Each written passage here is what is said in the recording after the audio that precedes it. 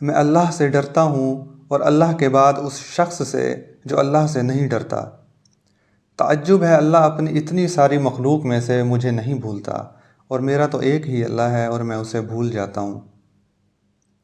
اقوال عقل مندوں کے لیے ہوتے ہیں، نادانوں کو ان سے کوئی فائدہ نہیں ہوتا۔ صبر کا دامن ہاتھ سے نہ چھوڑو، ہر کام آسان ہونے سے پہلے مشکل ہوتا ہے۔ کسی کو اچھے عمل سے دلی خوشی دینا 1000 سجدے کرنے سے بہتر ہے۔ روئے زمین پر اکثریت میں ایسے لوگ ہیں جو دکھ، تکلیف، اذیت، فریب اور دھوکہ تو انسانوں کو دیتے ہیں مگر معافی اللہ سے مانگتے ہیں۔ تمہارے اخلاق کی قدر بھی لوگ اس وقت کرتے ہیں جب تمہارے پاس دولت ہو۔ غریب کتنا ہی خوش اخلاق ہو، لوگ اس کے اخلاق کو اس کی مجبوری سمجھتے ہیں۔ اگر تم چاہتے ہو کہ تمہارا نام باقی رہے تو اپنی اولاد کو اچھے اخلاق سکھاؤ۔ میرے اچھے وقت نے دنیا کو بتایا کہ میں کیسا ہوں، اور میرے برے وقت نے مجھے بتایا کہ دنیا کیسی ہے۔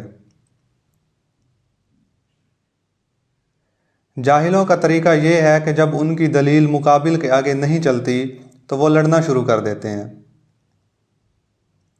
اچھی عادات کی مالکہ، نیک اور پاک دامن عورت اگر فقیر کے گھر میں بھی ہو تو اسے بادشاہ بنا دیتی ہے۔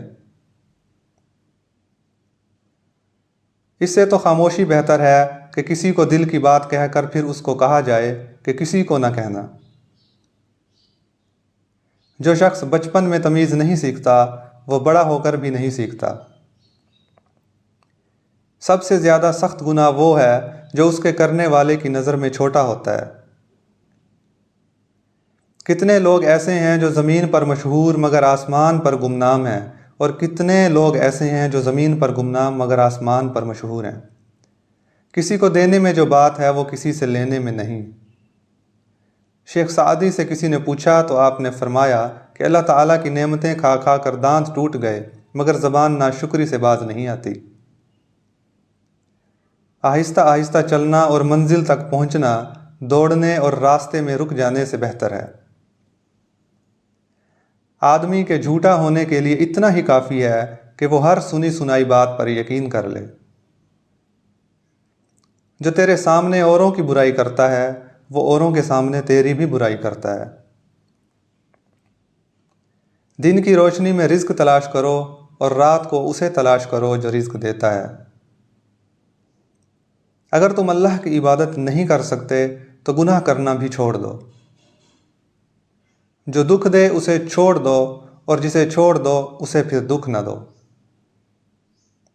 اگر سوتے وقت نیند میں تمہیں جھٹکے لگتے ہیں تو سمجھ لینا کہ تم پر ان 3 میں سے کسی ایک چیز کا اثر ہو سکتا ہے۔